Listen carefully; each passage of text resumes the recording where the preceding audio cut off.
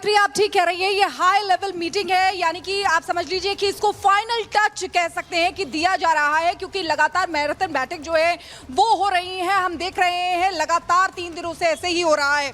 यहाँ पर प्रधानमंत्री आवास के बाहर में मौजूद, देखिए जेपी नड्डा अपने घर से निकलते हैं, अमित शाह के यहाँ पहुंचते हैं और दोनों मिलकर यहाँ पर आए हैं।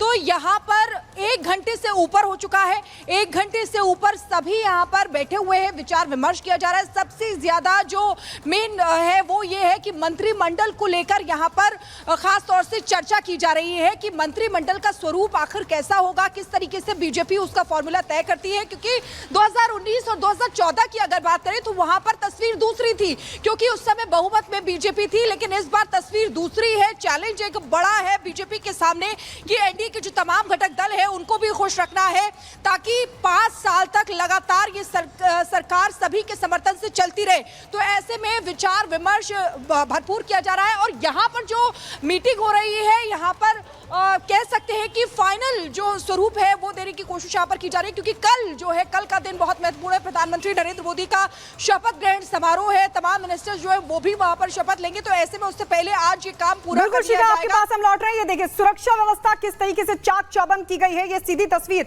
हम आपको दिखा रहे हैं, क्योंकि चप्पे चप्पे पर नजर रखी जा रही है।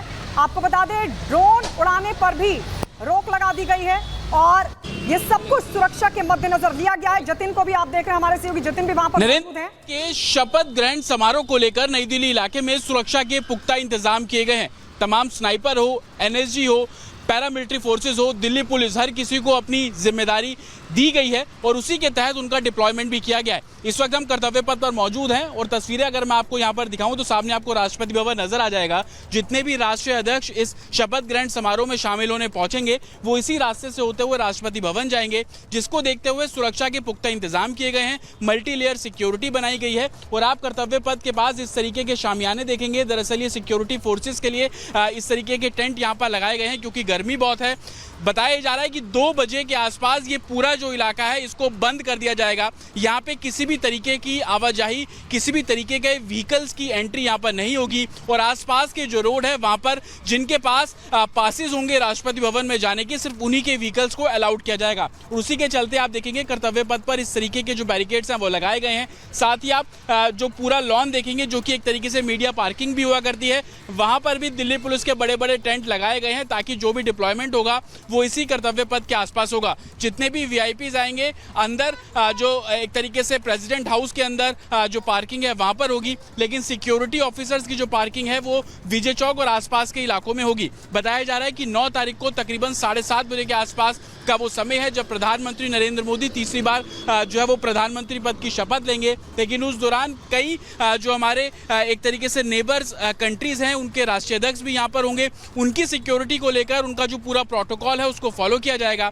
और यही कारण है कि Delhi police, paramilitary forces, NSG, हर तरीके से जो सुरक्षा का जो घेरा है वो इस पूरे राष्ट्रपति भवन और आसपास के इलाकों में बनाया गया है। 500 से ज्यादा सीसीटीवी कैमरे, कंट्रोल रूम बाकायदा बनाया गया है, उसके लिए मॉनिटर करने के लिए 1 दर्जन लोगों की टीम है। तो किसी भी तरीके की कोई चूक ना हो, इसको देखते हुए तमाम जो सुरक्षा के इंतजाम है वो सिक्योरिटी फोर्सेस द्वारा किए जा रहे हैं। विजय पंकज के साथ जतिन शर्मा, रिपब्लिक भारत, दिल्ली।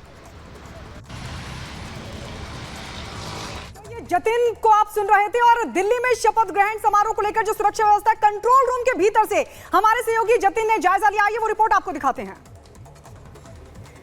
कल तीसरी बार